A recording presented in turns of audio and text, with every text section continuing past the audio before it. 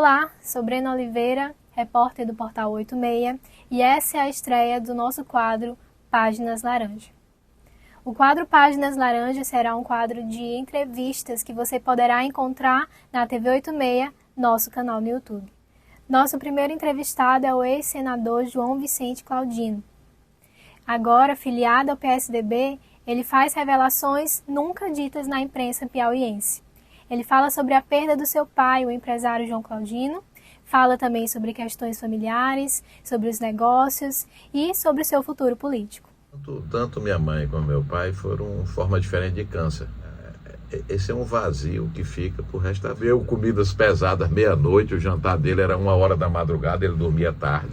Quando aconteceu isso, depois da morte dele, para nós se torna até, de certo modo, uma surpresa. Acreditar que existia um apoio do ex-governador Wellington Dias, que não houve esse apoio, a velha puxada de tapete, ainda botou a culpa em Deus, eu acho que é uma heresia. Confira agora a estreia do Páginas Laranjas com João Vicente Claudino.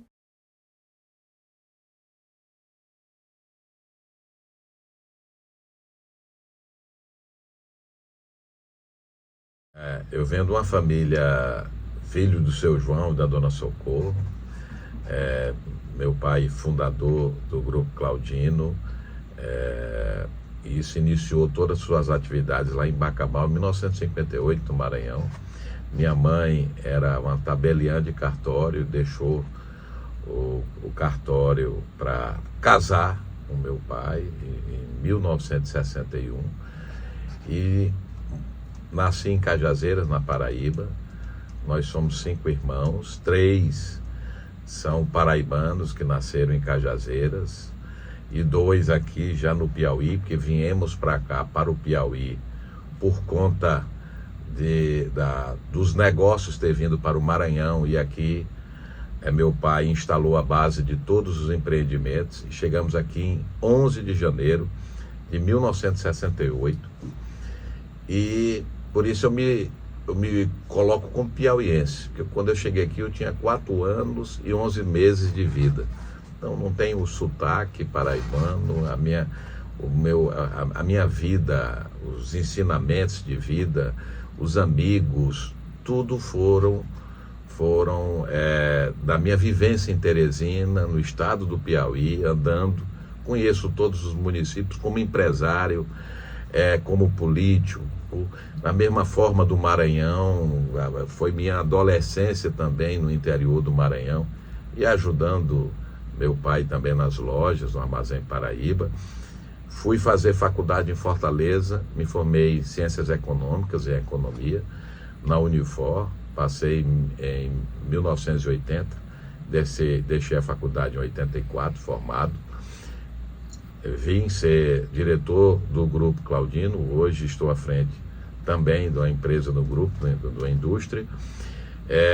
Já fui secretário de Indústria e Comércio do Estado entre 95 e 97, do governo Monsanto, senador de 2007 a janeiro de 2015, tenho atuação na política, fui dirigente partidário, hoje não sou mais, nem tenho estímulo para continuar sendo dirigente partidário, mas faço política por convicção, por entender que política é missão, e dentro da política fazer com que se tenha uma visão de gestão de Piauí diferente, que o Piauí possa ser transformado, não como algo que venha se servir da política. Então esse é um pouco da minha história. Casado, 5 filhos, casado com a Joselene, 5 filhos, e uma pessoa que ama muito o Piauí.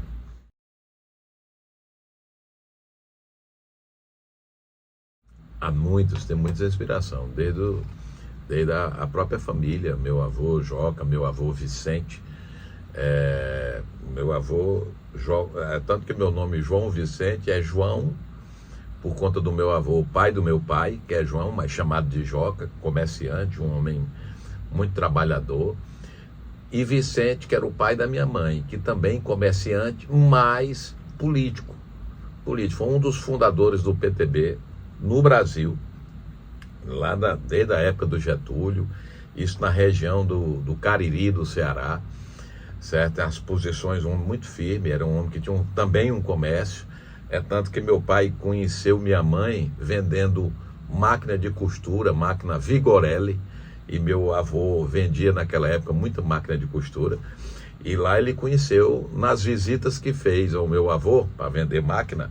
Meu pai era vendedor de máquina, 1957, 58 também ele vendia, e meu avô político na cidade, certo? Líder na região, certo? Sempre mais à esquerda, sempre foi um político mais de centro-esquerda, tanto que ele enfrentou os coronéis do Ceará na época, sofreu pressões políticas, teve que sair do Ceará e mudou, e foi morar em Salvador, com toda a família. Mamãe já nessa época já era casada com meu pai, mas um homem muito firme. Então começa daí, dos meus avós, da história dos meus avós e a história do meu pai e minha mãe, que eu acho uma união onde se completavam muito bem, certo? A mãe é uma pessoa muito dedicada, muito forte na educação dos filhos, suplantou às vezes a ausência do meu pai nos negócios. Às vezes a gente chegava às vezes com alguma coisa para ela dizer, ela diz, não vai encher a cabeça do João com problema não, deixa que eu resolvo, porque o João tem que ter a cabeça para os negócios. Então ela sempre foi um anteparo muito grande na vida dele, certo? Uma pessoa de uma generosidade, de uma caridade extrema. Papai é uma pessoa muito conhecedor de gente. Papai sempre foi uma pessoa, um líder nato, uma pessoa que teve uma formação do primário. Naquela época ainda era ginásio, ele começou a fazer o ginásio, mas nem concluiu o primeiro ano do ginásio.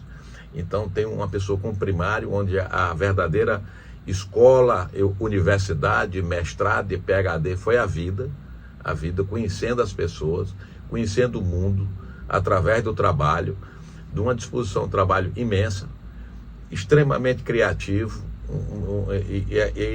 um líder motivador de pessoas. Ele sabia conhecer. Você buscava ele ia buscar uma oportunidade dentro das empresas, e você chegava com a visão, mas ele conversando com você, disse, não, você não vai dar certo aí não, você vai dar certo em lugar tal. Mas seu João, eu não, será isso? Não, vai. Certo? E ele sabia, como um grande técnico, né? Ele sabia qual a posição que ia extrair de você o seu melhor potencial. Então, essa foi são exemplos de vida que a gente carrega e tenta passar para os filhos, para colaboradores, em todas as atividades que a gente termina assumindo na vida. Então ele chegou em 1957 em Bacabal, instalando um negócio que era uma concessionária de veículos, que foi levada para lá pelo sócio dele, que é meu tio Valdeci Claudino. Mas meu pai viu que não era o tipo de negócio que motivava ele a continuar na atividade comercial. Sabia, e ele era de carro. Papai começou com uma concessionária da Willys, do Jeep, sim. Certo? Então, 1956 para 57, e ele entendeu e disse, olha, você é dono de uma concessionária e vender um produto que eu não boto o preço, que eu não posso comprar da maneira que eu quero, que eu não posso fazer as promoções que eu quero fazer, então já vem tudo formatado lá da matriz, não é o meu negócio. Então ele abriu um armazém em Bacabal, gostou muito do Maranhão, porque a Paraíba era muito seca e o Maranhão era uma terra que chovia muito e chegava a informação na Paraíba como um grande oásis do Nordeste. Então isso estimulou ele vir para o Maranhão. E lá ele abriu um armazém. Ele foi procurar um nome e botou o nome de Nações Unidas. Era o nome do armazém, ele achava bonito. A Organização das Nações Unidas tinha sido criada logo após a Segunda Guerra Mundial, né? Estava muito recente, ele achava muito pomposo o nome, botou, mas não colou. Então, quando ele era vendedor também, morava lá, às vezes no início ele dormia dentro da loja.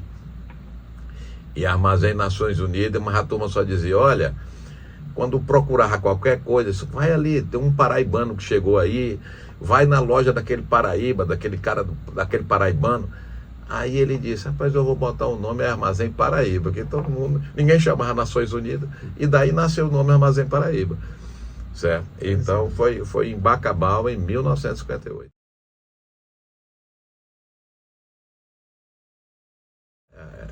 Esse é um vazio que fica pro resto da vida. A gente sabe que é a lei natural da vida, pela contingência, pela idade, né? A gente sempre busca depois, às vezes faz reflexões e podia ter passado mais tempo junto. Eu mesmo que entrei em política a partir de 2006 por ter eleição, isso você termina querendo ou não querendo, sacrificando a família, a sua família, como todos os outros parentes, certo? Pelo tempo que você vai dedicar à missão de fazer política. Mas a gente sempre fica, olha, se eu tivesse feito isso, se eu tivesse passado mais tempo, dado um abraço, um beijo, um carinho, certo? Podido ter convivido e colhido mais conselhos, recebido mais conselhos, atendido mais conselhos, certo? Porque às vezes nesse lado nosso rebelde, às vezes o pai aponta para um caminho e a mãe, mas às vezes você quer testar. Parece aquelas subidas e descidas de duna, de bugre, que o motorista pergunta com emoção ou sem emoção. E o pai e a mãe às vezes quer que você faça sem emoção. Mas você, pelo esse instinto mais rebelde, você quer, não, mas deixa eu ver aqui e tal. E termina quebrando a cara. Não é isso? Mas foi um caminho, foi uma escolha de vida. Então, isso aí nos faz muita falta. Muita falta, o conselho, o ombro amigo, o amparo, a certeza de você ter sempre o amparo da mãe, do pai, nas dificuldades, num momento mais duro da vida que você passa, certo? Então tudo isso é uma falta que é difícil. É difícil você, mesmo com o tempo. Minha mãe já está há 12 anos de falecida, meu pai há 3 anos e meio, então, mas mesmo assim é um vácuo que fica, que só é com o tempo mesmo, é uma lei natural da vida e que a gente tenta suplantar tudo isso. Tanto minha mãe como meu pai foram forma diferente de câncer, certo? Todos dois. Então, minha mãe teve um câncer muito agressivo, então ela faleceu com 74 anos, foi uma coisa muito rápida, certo? Meu pai já foi diferente, meu pai já foi detectado anos antes, e era de próstata. Quando foi detectado já não tinha mais nem a possibilidade de fazer uma cirurgia ou retirar a próstata. Os médicos disseram que não, mas foi feito um tratamento e houve uma sobrevida aí. Eu acho que pela maneira que você vive, ele vivia a vida da maneira dele, a maneira dele, se sentia bem daquela maneira, teve uma sobrevida aí de mais de 12, 13 anos, por se sentir bem com o que ele fazia. Mas chega um momento que essa coisa evolui de uma maneira tão forte e rápida e por coincidência, no caso dele, estava na pandemia, muita gente achou que tinha algo a ver com Covid, e não era, foi em função da doença mesmo normal, que ele já tinha há muito tempo, certo? E não tinha mais, chegou a um estágio que não tinha mais, cria metástases, e aí já uma evolução muito forte da doença. Desde que foi detectado, foi quase 14 anos a mais, 13 anos e tanto. E o médico, quando foi feito o diagnóstico em São Paulo, à época, e quem me comunicou e falou também foi minha mãe, porque minha mãe era 7 anos mais nova do que meu pai, né? E quando foi descoberto, ela falou e tudo, mas é também coisa quase que... isso a gente tem que se precaver sempre, né? E falando aqui até porque está no Novembro Azul, né? Porque o perfil genético da família também é um indicativo muito forte, né? Isso para determinadas doenças, né? Que são acometidas em determinadas famílias. Então, na época, o próprio médico São Paulo deu a ele um tempo menor de vida, mas vamos iniciar um tratamento, não um tempo, mas ele foi à frente, sempre foi uma pessoa que comeu comidas pesadas meia-noite, o jantar dele era 1h da madrugada, ele dormia tarde, se sentia bem assim, uma pessoa gostava de conversar com as pessoas, de participar de tudo. Eu me lembro muito bem que eu era senador e ele só assistia às sessões do Senado de madrugada. Ele chegava em casa, quando chegava já de rodar as empresas e de jantar já 1h da manhã, no outro dia ligava para mim às vezes, ou quando eu estava quase todo final de semana em Teresina, ia e voltava a Brasília. Aí ele ia fazer a resenha das semanas do discurso, e como é que tinha sido o discurso, não gostava daquele projeto, dava sugestões de outros. Então ele quase que passava a madrugada assistindo a TV Senado. As reprises, né? E tinha uma cadeira já, que ele dormia na cadeira. Dali é que se levava para o quarto.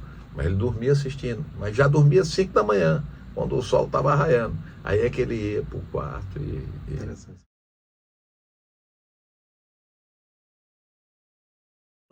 Não foi uma coisa muito simples.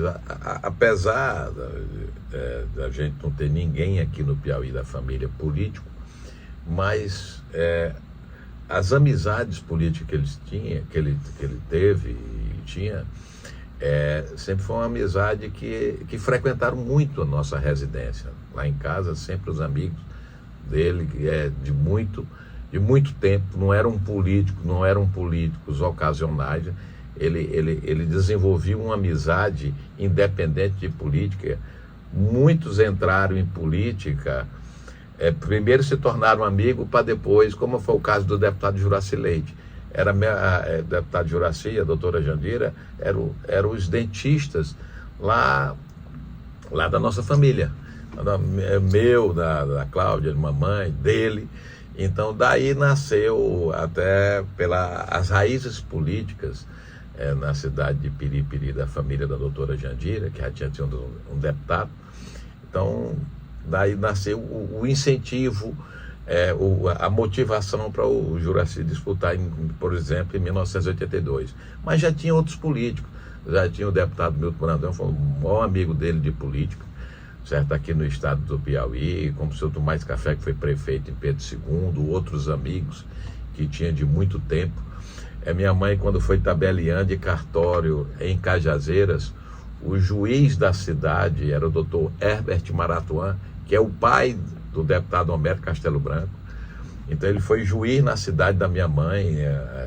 Quando o meu pai casou com ela, ele era o juiz na cidade.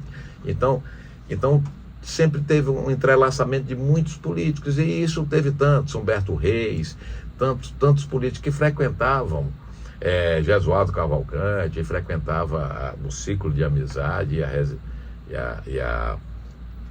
e a família, e eu sempre estava ali na roda, conversando, aprendendo, sempre gostei de escutar, sempre aprendi. Tem um ditado italiano, a gente tem um ditado que diz que você tem 2 ouvidos e uma boca para escutar mais do que falar, mas tem um ditado italiano, anônimo, que diz que a sabedoria vem do escutar, do falar nasce o arrependimento. Então, eu sempre tive isso na minha vida. Então, veio a campanha do Monsanto em 94, o Monsanto contra o Átila. Eu e um grupo de amigos fomos apoiar o Monsanto, e o Monsanto numa situação extremamente desfavorável, e apoiamos. Eu cheguei a viajar pelo interior pedindo voto em 94, principalmente no Médio Parnaíba, para o Monsanto, e abandonei de certo modo um pouco a empresa. Ele até se chateou muito comigo naquele momento, E quando o Monsanto foi eleito, o Monsanto me convidou para ser secretário. Eu não fiz isso pensando nisso, não esperava nem que fosse o convite.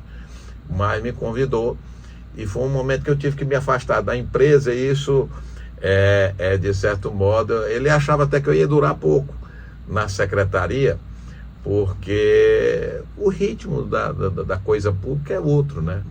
Então você é muito limitado no que você pode fazer. Mas de desenvolvimento econômico, né? Não, na época era Secretaria de Indústria, Comércio, Ciência, Tecnologia e Turismo. Então, tinha muitas atribuições, mas nós fizemos tudo, fizemos lei de incentivo, fizemos o Polo Sul de Teresina, foi quando eu fui secretário, e o Firmino prefeito, primeiro mandato do Firmino, em 1997.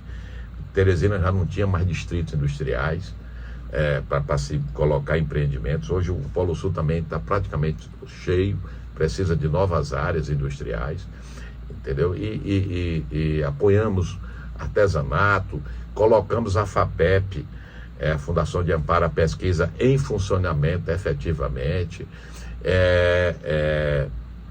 Buscamos movimentar ainda de uma maneira muito inicial no turismo. Eu vendo, tem um centro de apoio ao turista, que hoje não funciona mais para o Estado, construído, se você passar lá, você encontra a placa, em 1986, sabe aonde? Barra Grande. Foi construído e está lá o meu nome na placa, o do Monsanto governador, como um centro de apoio em 96. Em 96 eu já tinha ido a Barra Grande, certo? Só existia lá duas pousadas. Eu fiquei no hotel da Auri Lessa, que ela tinha uma pousada, e no hotel da Auri, que hoje é a pousada Manati, e construímos lá, porque o Monsanto queria, a visão do Monsanto, quer dizer,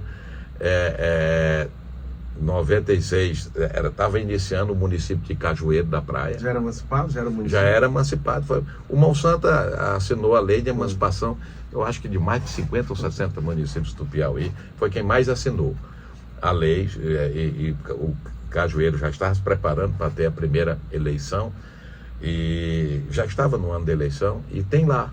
Hoje funciona apoio a algumas agências de turismo, locais mesmo, muito locais. Mas está lá, a obra está feita, está lá, feita em 1996.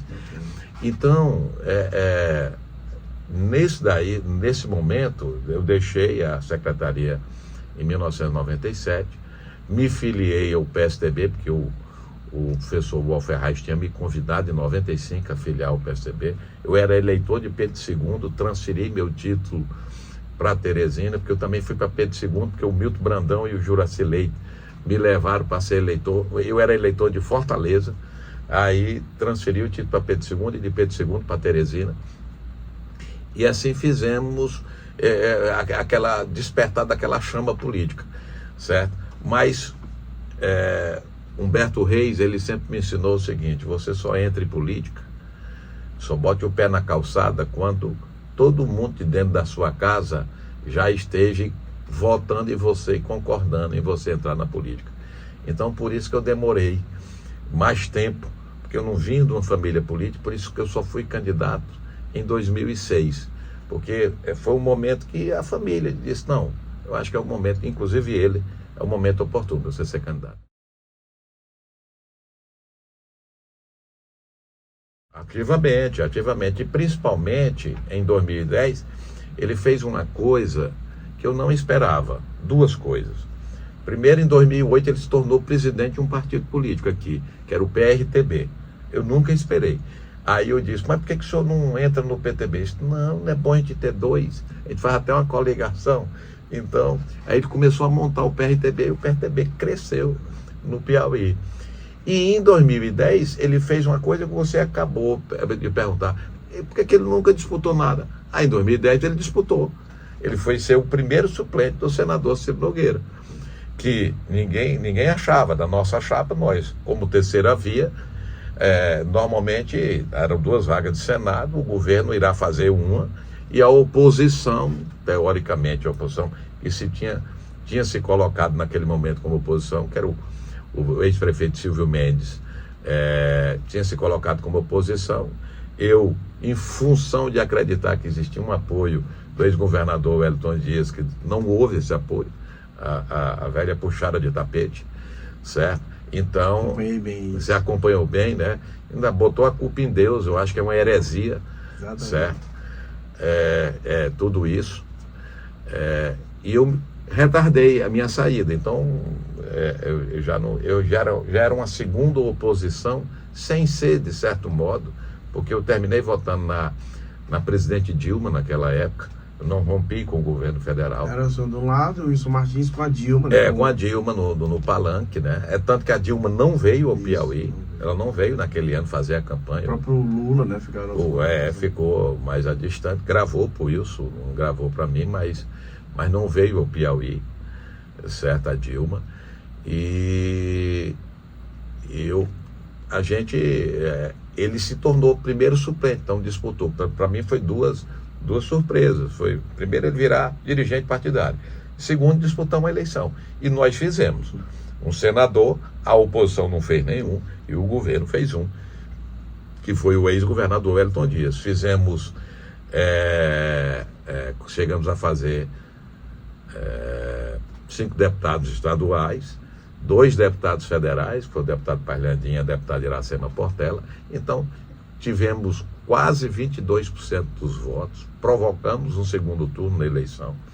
Então, atingir números dessa magnitude não é simples, não é fácil, mas conseguimos. Foi um resultado, não conquistamos a vitória, mas deixamos uma marca importante. Nunca quis. O Ciro chegou até a ensaiar, para tirar uma licença, mas ele disse que não queria. Ele era o primeiro, né? Ele era o primeiro suplente. Ele disse, não tire não, que eu não tenho essa disposição de ficar indo a Brasília e voltando. E para mim receber uma missão dessa e não cumprir, eu prefiro que fique.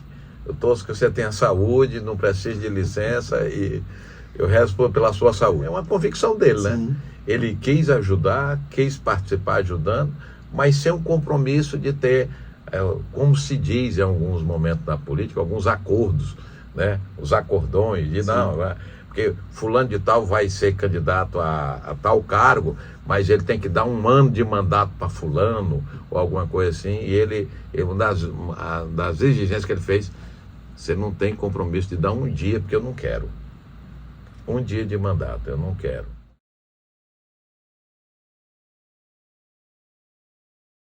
Tem muitos momentos na minha vida do próprio dia a dia. O momento de formatura, o momento que eu entrei na empresa em 1982, na primeira reunião que eu participei de diretoria. Eu tinha 19 anos de idade porque desde menino ele me levava já com 11 anos, 10, 11 anos para o armazém lá na João Cabral, lá na beira do rio, para fazer as tarefas do colégio lá. Então, desde pequeno, eu frequentava muito a empresa. Ele sempre levou para mostrar, para ver todo mundo o valor do trabalho, e eu já ia fazer as tarefas lá durante 3, 4 anos. Quando chegou no científico, 8ª série, 7ª série, eu já fiquei mais em casa mesmo, fazendo em casa, mais de 10 até os 12, 13 anos eu ia com ele para o trabalho, no turno que eu não estava na escola, para fazer as tarefas lá. Então, a formação, quando eu me formei, eu entreguei meu diploma para ele, justamente porque ele não teve a formação econômica à frente, e eu disse, está aqui, o seu diploma, o meu diploma é o seu diploma também. A formação no curso de? Economia, Ciências Econômicas. Eu cheguei a passar em 2 vestibulares lá, mas ele queria que eu fizesse contabilidade. Ele incentivava, e eu terminei fazendo. Eu fazia 2 cursos na Unifor, Ciências Contábeis e Ciências Econômicas, mas fiz 2 anos os 2 cursos. Aí, com o 2º ano, eu doido para voltar, para trabalhar, e tudo isso. Rapaz, vai demorar mais tempo, escolha um, eu quero. Aí ele disse, não, escolha você. Aí eu escolhi Economia, e para terminar a economia, já estava mais adiantado também em economia, aí voltei. Então, no momento de formação, no momento em que iniciei no trabalho na empresa em 1982, que foi essa primeira reunião, quando o Armazém Paraíba se tornou sociedade anônima nessa época,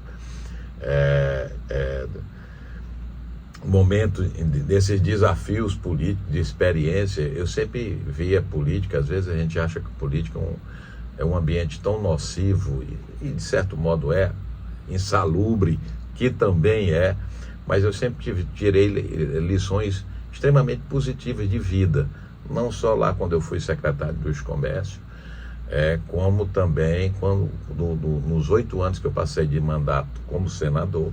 E nunca ocorreu na história do Brasil um senador de primeiro mandato passar 8 anos na mesa do Senado. Se você for pesquisar, não teve. Eu já pedi, na época do Senado mesmo, eu pedi que fizesse essa pesquisa e não chegou a encontrar. No primeiro mandato, você passar na mesa diretora 8 anos e fui segundo, terceiro, quarto secretário. Chegou um biênio desse que nós tivemos o Heráclito como primeiro secretário, eu como terceiro, o Monsanto como segundo secretário. Então tinha 3 piauienses nos 7 membros titulares da mesa. Era piauiense tomando conta da mesa do Senado, né? Quando me casei também com a Joselene, em 2002, nascimento de filhos. Então, todos esses momentos da vida são momentos que são inesquecíveis.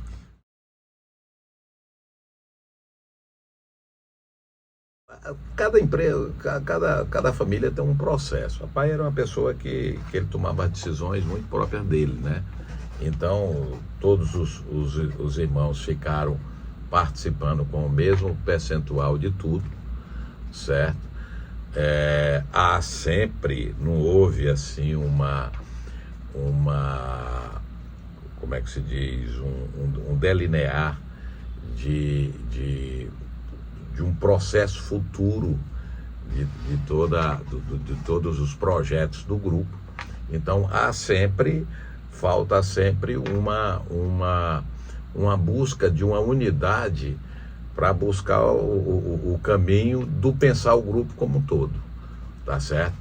Houve, que é o caminho natural, que não houve no Grupo Claudino. Eu acho que é muito salutar na empresa quando há uma hold, e essa hold é controladora de todos os empreendimentos de um grupo empresarial. Então eu acho que é muito salutar. Chegou a se pensar isso, mas não se concretizou. Então, quando você começa a ter composições diferentes de empresas, que são várias empresas, aí você, de certo modo, falta um caminho a ser trilhado dentro de um pensamento, de um planejamento estratégico, para que ele tenha, e às vezes tem, que é muito natural, a discordância, que isso é muito, você tem dentro de família, imagine dentro de empresa. E algumas empresas têm outros sócios inclusive de outra parte da família.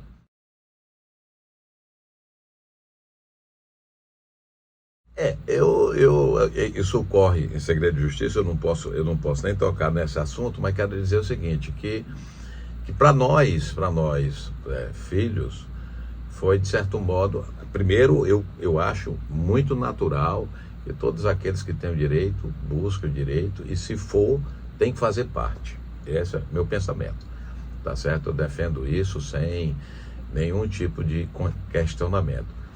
Mas meu pai, para mim, foi muito uma surpresa, porque ele sempre foi muito enfático, muito convicto.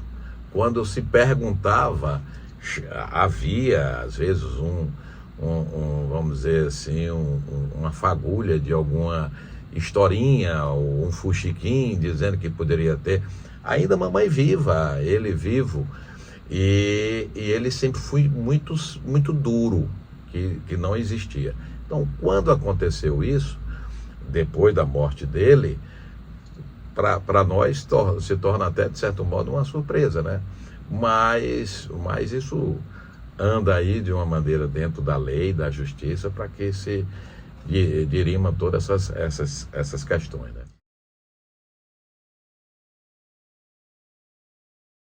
Olha, no grupo tem mercados diferentes, empresas de atividades bem distintas, né? Desde o comércio, a indústria de diversos segmentos, e cada uma se comporta de uma maneira diferente. Às vezes a gente não pode nunca dizer que o mercado está às mil maravilhas para todo mundo. Não, cada um tem um momento e tem um mercado. Agora, o pensar para frente, a gente tem um tema muito atual, que é a própria reforma tributária, que ela vem dentro de um arcabouço aí, que de certo modo nós temos dois problemas na nossa economia. Primeiro, a carga tributária, que é altíssima no Brasil. E altíssima por quê? Porque se paga muito imposto, se transfere muito dinheiro. Nós temos aí mais de 5 meses trabalhando para pagar imposto, isso no Brasil. Você, até o consumidor, mas eu não tenho empresa, mas no momento que você consome 1 quilo do arroz, da farinha, de tudo, você está pagando algum imposto, alguma taxa em cima de todo esse produto, mesmo aqueles produtos de cesta básica que tem alguma isenção. Mas você paga e você faz parte desse bolo da receita que financia a estrutura pública no país, seja municipal, estadual ou federal. E na contrapartida, se você paga um imposto alto, mas recebe de volta serviços de qualidade, então, como é na Suécia, que a carga tributária é muito alta, como os países da Escandinávia, certo, e outros países, mas não é isso que nós vemos. Eu fico impressionado, Alisson, vendo as imagens. Eu comentava hoje com uma pessoa, vendo as imagens da guerra entre Israel e o Hamas, na faixa de Gaza, certo? Quando se fala do comprometimento da estrutura de saúde. Então, no momento que você faz um bombardeio, de repente um hospital daquele tem que receber 150, 200 feridos. Olha, é um movimento extremamente fora da curva, e você olha para os hospitais na faixa de Gaza, numa guerra, são melhores que os nossos hospitais, que nós não estamos em guerra, certo? E você vê, eu vi uma reportagem onde mostrava a UTI neonatal de um hospital na faixa de Gaza, ainda num subsolo, no bunker, limpíssima, tudo muito organizado, e dentro de uma guerra.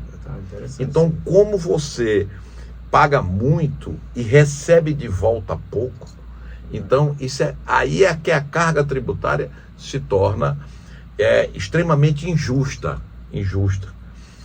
Do outro lado é a burocracia, que é um emaranhado de contribuições, emaranhado de impostos, emaranhado de taxas, que bitributam etapas desse processo, ou seja, comercial, ou seja, industrial, ou seja, na área de serviço, de prestação de serviço. Então, agora começa a se tratar de uma reforma tributária, que a gente, teoricamente, se coloca no marketing desse processo, que facilitará a vida das pessoas, tanto na burocracia, quanto na apuração do processo tributário, mas eu ainda fico com o pé atrás. Tomara que aconteça isso.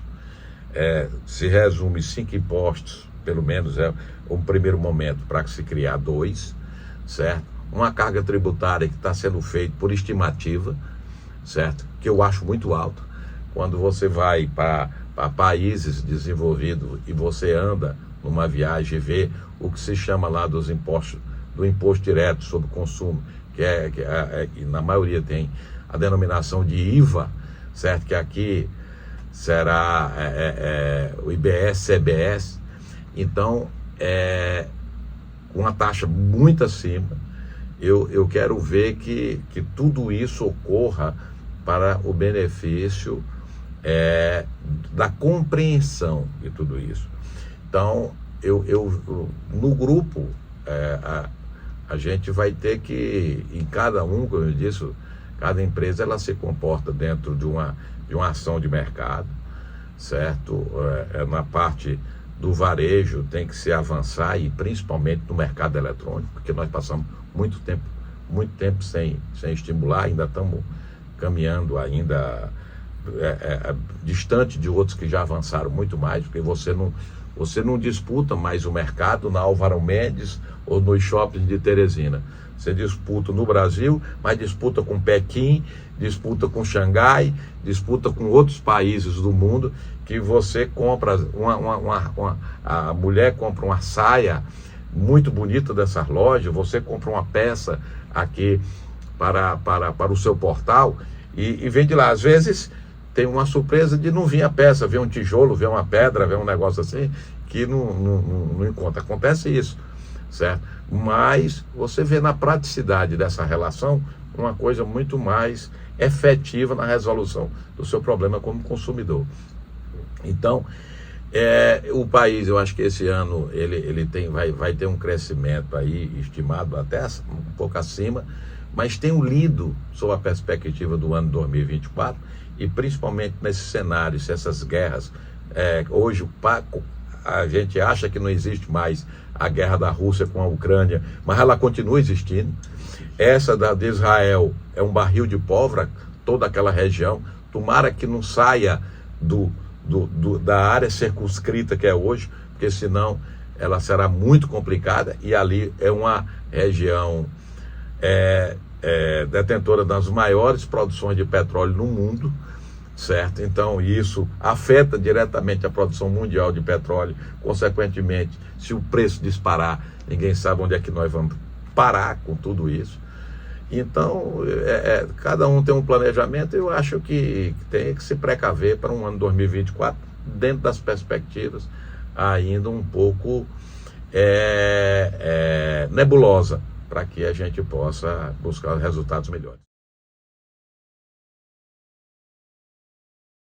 O relacionamento que eu tenho com o Luciano é excelente. É um gentleman, o Luciano é um cara de uma cabeça muito arejada, teve mandatos de deputado estaduais no Piauí, foi presidente da Unali. A gente às vezes não lembra muito, mas é a União Nacional das Assembleias Legislativas. É uma pessoa muito articulada, uma pessoa que contribuiu na política do Estado, mas chega aquela hora que ele deixou de disputar o mandato, porque chega aquela hora que a própria política ela nos mostra, principalmente na estrutura política do Piauí, que às vezes a gente está remando contra a maré, porque eu aprendi na política que o exercício da política ela vai em duas linhas que não se cruzam nunca paralelas. É a linha da gestão, dos efeitos da ação política, e a linha da política. E aqui no Piauí, quando o que a gente vê é que tem muitos prefeitos, você que roda o Piauí muito, que você, quando acelera a linha da gestão, e a gestão alcança resultados maravilhosos, mas você não fez política, não fez o afago, certo? Então você às vezes não se reelege, porque você só fez gestão, só fez o que era certo para fazer. Então você tem que dosar a política. E o que nós vemos muito no Piauí, e a nível, eu não tenho nenhum problema em criticar, se faz muito mais política do que gestão, certo? E consegue se reeleger só fazendo política. Então, para nós que temos um olhar muito para a gestão, eu, Luciano e outros políticos, alguns do Piauí, até políticos municipais, nos preocupamos, às vezes nos frustramos em relação a isso. Mas nós temos um excelente relacionamento. O Luciano nós temos uma tarefa difícil, que é voltar a dar ao PSDB o protagonismo que ele tem em Teresina. Que as pessoas cobram, né? Cobra a presença. Se você pega de 92, quando o PSDB teve o terceiro mandato do professor Ferraz, certo? Com o Chico Gerardo de Viz, que ele foi eleito no primeiro turno, até o ano de 2020, que foi o último ano do mandato do Firmino, nós temos aí 28 anos de gestão, onde desses 28 anos de gestão, 25 anos e 3 meses foram do PSDB. E 2 anos e 9 meses foram do PTB com o Elmano Ferrer, prefeito de Teresina. Que era então, vice do PSDB. Vice do PSDB do Silvio Mendes. Então, nós temos que fazer com que o PSDB volte a ter esse protagonismo. Isso é um desafio. E colocamos, tanto eu quanto ele, colocamos o nosso nome como pré-candidato. Dessa vez eu estou colocando. Porque muitas vezes dizem que eu coloco, mas aí não sou candidato. Se for ou não, é uma contingência. Mas dessa vez, pelo menos, eu estou colocando. Eu me lancei candidato em 2006 e fui candidato. Me lancei candidato em 2010 e fui candidato, mesmo tendo que romper com o governo. Em 2006 eu fui ao lado do governo, 2010 contra o governo. Me lancei em 2014 candidato, já programado para não ser. Eu não ia ser candidato, mas eu tinha que lançar o meu nome, manter vivo, para poder colocar um nome, como coloquei do Elmano, para ser candidato a senador na minha vaga, e conseguimos o êxito. Essas 3 vezes eu me lancei. Daí para frente, foi muito da lenda urbana, do folclore político. Em 2018, por exemplo, que eu me lancei candidato. Eu não me lancei. Se você pegar, eu disse que me colocava à disposição de uma união da oposição. Então, em 2018, foi a eleição que o Piauí teve mais candidato a governador. Teve o Wellington, candidato à reeleição a governador, e 9 candidatos de oposição, inclusive o Elmano. Antes de ontem, nós conversamos pessoalmente, e ele entrou na internet e viu, inclusive você, Elmano, eu disse para ele, você foi candidato, foi o Luciano, foi o doutor Pessoa, foi o Elmano, foi tanta gente candidato, certo? Eu disse, olha, se nós conseguirmos unir um candidato de oposição forte, claro, todos aqueles partidos de esquerda que normalmente, e de uma maneira muito correta, justa, na defesa da ideologia, colocam seus nomes, é muito legítimo isso. Mas ter um candidato forte de oposição, onde a gente pudesse ter agregado as chapas do Elmano, do Luciano e do doutor Pessoa naquela época, para que a gente enfrentasse verdadeiramente o candidato do governo, que era o governador candidato à reeleição. Então, coloquei meu nome à disposição, cheguei a fazer reuniões. Mas teve um momento que ninguém abriu mão na formação da chapa. Então, eu não cheguei a lançar nem colocar meu nome como um pré-nome disponível à candidatura. Em 2022, participei da união com o senador Ciro, com o Silvio Mendes, Iracema e tal, participamos de algumas reuniões, mas nunca eu nem coloquei meu nome à disposição. Então não existe, diferente de 2018, eu não cheguei nem a colocar, foi decidido pelos partidos que o Silvio, a chapa era o Silvio e Iracema. Eu iria votar até num outro candidato que eu tinha me filiado ao Podemos, acreditando no nome do ex-juiz Sérgio Moro para presidente da República, me filiei ao Podemos. Depois o Sérgio Moro deixou o Podemos, eu também deixei, 3 meses após ele ter deixado o Podemos, certo? E ia, para não ser incoerente com o partido, iria votar no candidato a governador, que existia à época no Podemos, que também não foi, um candidato a senador do Podemos, que também não existiu, só foi uma chapa de deputado federal.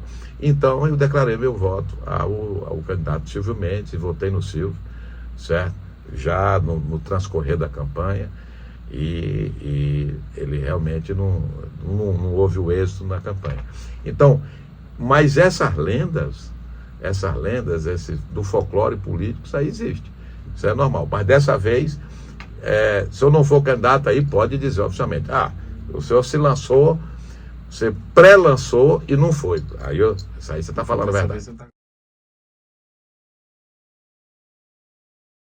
Eu queria dizer, o prefeito, ele teve, há muito tempo atrás, ele muito preocupado com a gestão, E isso ele fez, o Elmano, ele já fez a várias pessoas. Rapaz, eu estava precisando de pessoas assim, para poder contribuir, independente de política, foi o que ele disse, independente de política, independente disso, de técnicos para ajudar na prefeitura.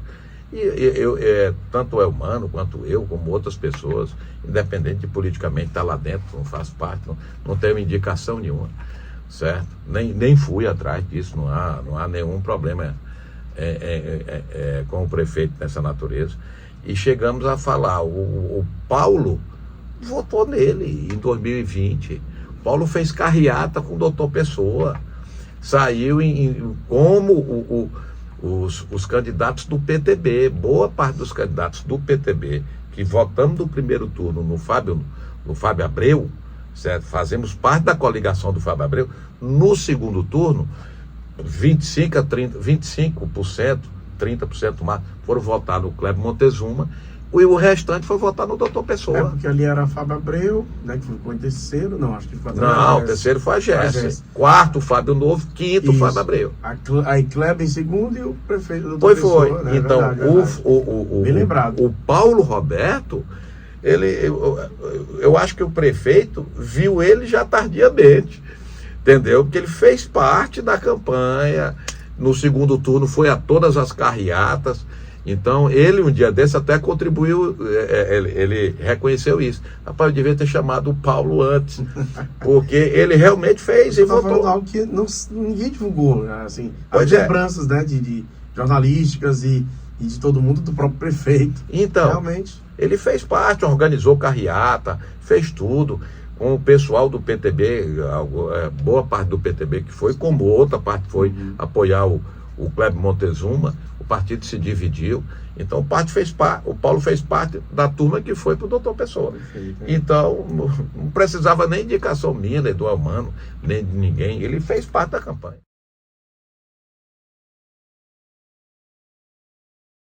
Teresina.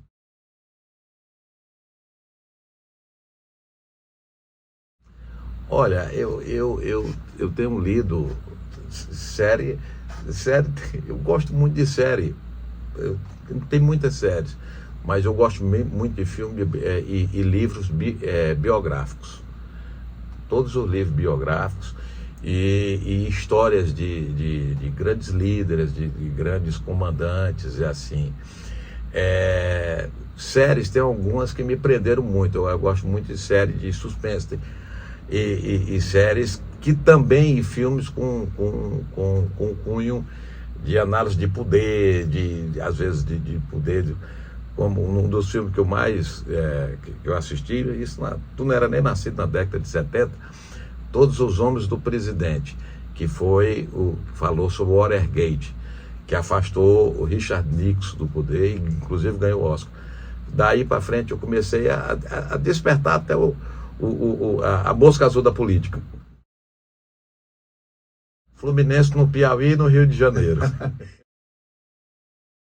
Eu acho que o futebol do Piauí, ele precisa de apoio, mais apoio. Eu sei que a estrutura pública, isso, governo do estado e governo, principalmente municipal da capital, precisa olhar o futebol e separando o profissional do amador. O amador é uma política social importantíssima. O esporte é um instrumento de transformação social importantíssimo. Nada tem, às vezes, o que você buscar dentro do amador e do futebol profissional como uma ascensão social. Cito aqui, você como flamenguista, um Vinícius Júnior, sair de uma periferia de uma cidade do Rio de Janeiro, de viver, às vezes, e tendo aquele sonho de se tornar um grande atleta, um grande jogador, e dar à família, todo esse menino, ele tem um sonho, e eu acho bonito no sonho, eu vejo lá no Fluminense, de dar ao pai e à mãe e aos familiares uma condição de vida melhor que às vezes que nunca puder dar a ele. E você ter a pessoa, um menino com um talento, é a valorização do talento, do sonho. E ele está lá no Real Madrid e poder criar uma instituição como ele faz lá no seu bairro, na sua comunidade e modificar a vida de muitas pessoas, modificar a vida da sua família, só o esporte faz isso. Nada outro, não há outra ação. Então, só o esporte faz isso. Então, mas aqui no Piauí precisa do governo do estado, precisa especialmente da Prefeitura de Teresina, olhar com esse olhar mais generoso para o esporte, com a preocupação da parte do amador, da política social e melhorar a estrutura. Na parte profissional, é apoiar os clubes profissionais, melhorar a estrutura, como o Lindolfo Monteiro e o Albertão, que estão longe. Se nós tivéssemos hoje um clube profissional na Série B, eu não sei nós onde iríamos jogar. Na Série A nem se fala. Então, nós onde iríamos jogar? Porque a nossa estrutura está longe de atender isso aí. Se for através de PPP, de qualquer coisa.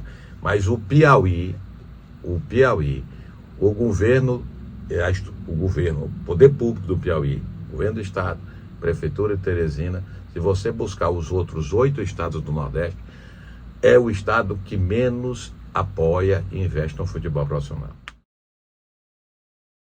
Eu sou contra, totalmente. Sou contra, eu acho que desde não é por questões religiosas, não. É por questões de defesa da vida.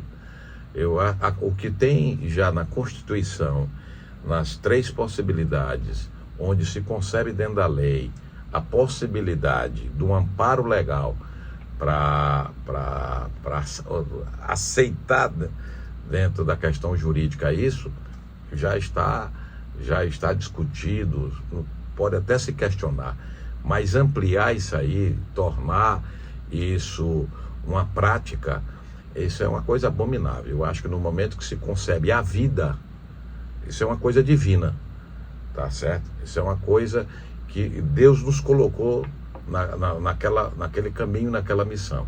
Então não cabe a nós mais decidir sobre isso.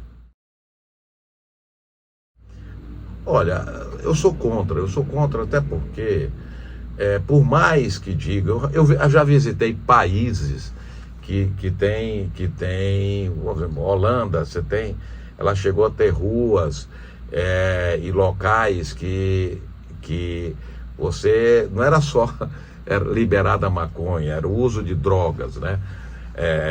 Com certo controle ali de zona, mas começaram até a repensar tudo isso.